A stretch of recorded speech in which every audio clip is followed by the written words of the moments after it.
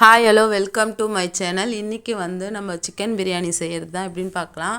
Already நம்ம நிறைய செஞ்சுருக்குறோம். இது வந்து சீரக சம்பா அரிசியில் வந்து ஒரு டிஃப்ரெண்ட்டாக ட்ரை பண்ணலான்னு சொல்லிட்டு பண்ணது தான்.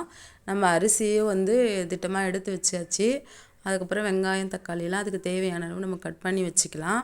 நான் ரொம்ப பெருசாலாம் போய் யூஸ் பண்ண மாட்டேன். எல்லாமே மீடியம் சைஸ் தான் வாங்குவேன். வெங்காயமும் தக்காளி எல்லாமே அதெல்லாம் வந்து நான் அழகாக கட் பண்ணி வச்சுட்டு, நம்ம பிரியாணிக்கு செய்கிறப்ப எல்லாமே நம்ம ரெடி பண்ணி வச்சுட்டு செஞ்சோம்னா கொஞ்சம் ஈஸியாக இருக்கும்.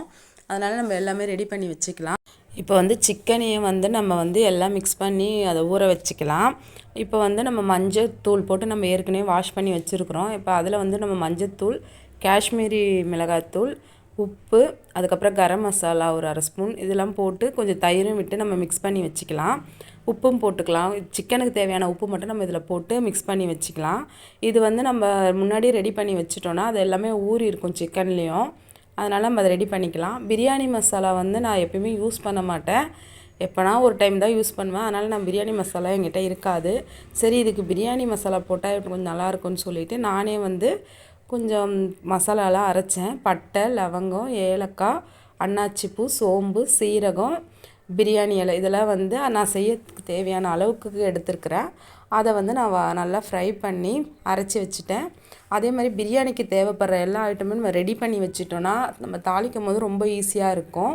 இப்போ வந்து நான் நெய் விட்டுட்டு அதுக்கப்புறம் தேவையான அளவு எண்ணெய் விட்டு நம்ம பட்டை இலை எல்லாம் ரெடி பண்ணி வச்சுருக்கோம் இல்லையா, அதையும் போட்டுடுறோம். எல்லாம் போட்டுட்டு அது கொஞ்சம் நல்லா ஃப்ரை ஆகட்டும். அதுக்கப்புறம் வந்து 2 பச்சை மிளகா, வெங்காயம் எல்லாம் போட்டு நம்ம வதக்கிக்கலாம். வெங்காயம் வந்து நல்லா வதங்கணும். இது வந்து ரொம்ப ப்ரௌன் கலராக கூட வதங்கினா கூட இப்போ நல்லாயிருக்கும். ஆனால் நம்மளுக்கு வந்து மீடியமாக வதங்கினா போதும். இப்போ நம்ம நல்லா வதக்கிக்கலாம். நல்லா வதங்கின பிறகு இஞ்சி பூண்டு பேஸ்ட்டும் போட்டு நான் வதக்கிக்கிறேன். அரிசி வந்து நம்ம சாப்பாடு தாளிக்கிறதுக்கு ஒரு 10 நிமிஷம் முன்னாடி இந்த அரிசியை நம்ம ஊற வச்சுக்கலாம். ரொம்ப ஊற தேவையில்ல. இந்த அரிசியில் நான் வந்து நிறைய தக்காளி சாதம் தான் பண்ணியிருக்கிறேன். பிரியாணி பண்ணால் இங்கே பிடிக்காதுன்னு சொல்லுவாங்கன்னு சொல்லிவிட்டு நான் சரி இந்த டைம் ட்ரை பண்ணலான்னு தான் இந்த வாட்டி ட்ரை பண்ணியிருக்கேன். இப்போ பார்த்திங்கன்னா வெங்காயம் நல்லா வதங்கிருச்சு. வதங்கின பிறகு நான் இஞ்சி பூண்டு பேஸ்ட் சொன்னேன் இல்லையா, அதையும் போட்டுக்கலாம். இஞ்சி பூண்டு பேஸ்ட்டு போட்ட உடனே நம்மளுக்கு லைட்டாக அடி பிடிக்கிற மாதிரி இருக்கும். அதனால் நம்ம வந்து உடனே தக்காளியும் போடலாம். தக்காளியை வந்து ஒரு மிக்சியில் ஒரு ஓட்டு போட்டியும் போடலாம். இருந்தாலும் நான் அப்படியே போட்டால் தான் அது ஒரு டேஸ்ட்டுன்னு நான் அப்படி போட்டிருக்கேன். இது எல்லாம் நல்லா வதங்கட்டும். அதுக்கப்புறம் வந்து நம்ம மஞ்சத்தூள், காஷ்மீரி மிளகாய்த்தூள் ஏற்கனவே நம்ம சிக்கனில் போட்டிருக்கோம். இப்போ பிரியாணிக்கு இதுக்கு மட்டும் போட்டுக்கிறோம், சாப்பாட்டுக்கு மட்டும். அதுக்கப்புறம் கரம் மசாலா இதெல்லாம் போட்டு நல்லா வதக்கிக்கலாம்.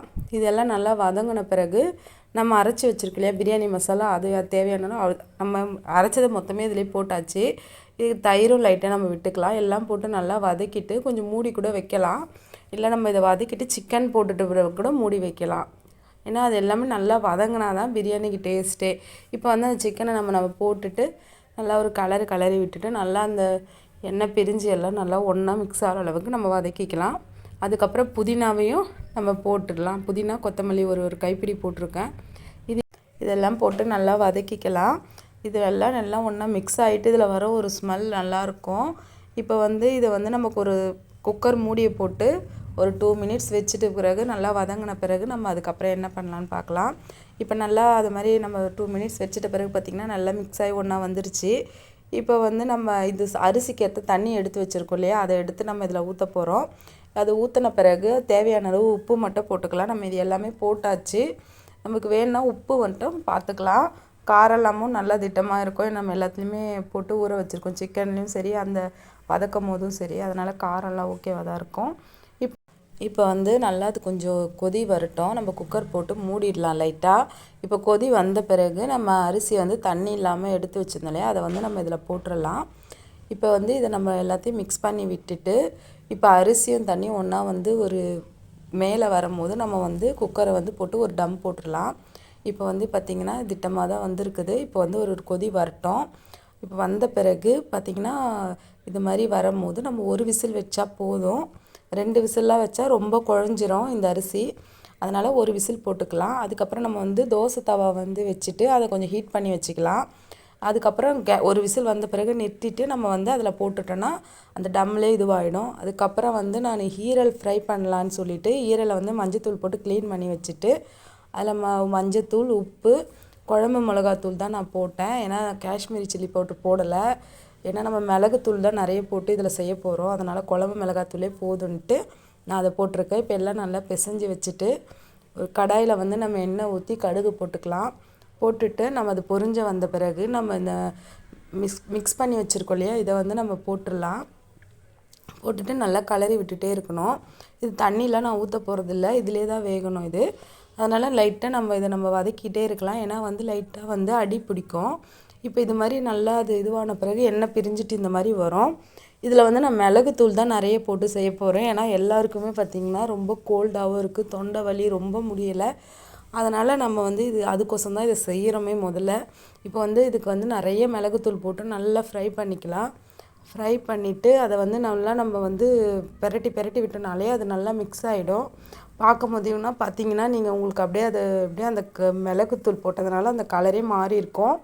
இப்போ வந்து அது ரெடி ஆயிடுச்சு. இப்போ இது ரெடி ஆன உடனேவே நாங்கள் சாப்பிட்டுட்டோம். அவ்வளோ தட்டில் வச்சு நல்லா சூடாக அந்த மிளகுவோட ஃப்ளேவர் வந்து நல்லா தொண்டையில் இறங்குச்சு, கொஞ்சம் இதமாக இருந்துச்சு. இப்போ வந்து இது வந்து நாங்கள் பிரியாணிக்குன்னு சைடிஷ்ஷாக பண்ணலை. நம்ம உடம்பு முடியலையே காரமாக கொஞ்சம் சாப்பிட்டா நல்லாயிருக்குமே அப்படின்னு சொல்லிட்டு அதை செஞ்சு சூடாக சாப்பிட்டாச்சு. பிரியாணியும் ரெடி ஆயிடுச்சு. ஓப்பன் பண்ணி பார்த்தா நல்லா வந்து கலர்ஃபுல்லாக நல்லா இருந்துச்சு. இப்போ வந்து இது பிரியாணி வந்து இது வந்து கொஞ்சம் உதிரி உதிரியாக வராது, இந்த மாதிரி தான் வரும். இது சூடாக சாப்பிட்டோம்னா நல்லாயிருக்கும். நாங்கள் செஞ்சுட்டு நாங்களும் வந்து எல்லாமே சூடாக போட்டுட்டு சாப்பிட்டுட்டோம். தயிர் பச்சடி தான் வச்சுட்டோம் சைடிஷ்ஷு, வேறு எதுவும் இல்லை. ஏன்னா வந்து முட்டைலாம் வந்து ரவுச்சானா எங்கள் வீட்டில் யாருக்கும் பிடிக்காது. அதனால் அந்த முட்டையை வந்து நாங்கள் எப்போனா ஒரு டைம் தான் எடுத்துப்போம். பிரியாணி மட்டும் சாப்பிட்டோம், நல்லா இருந்துச்சு. நீங்களே பார்த்தீங்கனாலே தெரியும், நல்ல சாப்பாடு பார்த்திங்கன்னா நல்லா இதுவாக வந்துருந்தது டேஸ்ட்டாக. இப்போ வந்து இதே மாதிரி நீங்களும் ட்ரை பண்ணி பாருங்கள். கடைசியாக 3 துண்டு ஈரல் தான் மீந்துச்சு, அதை வச்சுட்டு பரிமாறியாச்சு தயிர் பச்சடி. ஓகே பாய், ட்ரை பண்ணி பாருங்கள்.